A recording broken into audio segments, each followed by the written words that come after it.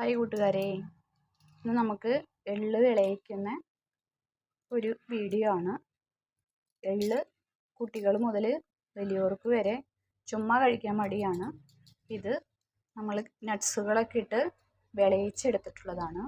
എള്ളിൽ zinc, omega 3 fatty acid ഇതൊക്കെ നമ്മളുടെ ശരീരത്തിന് വേണ്ടതാണ്.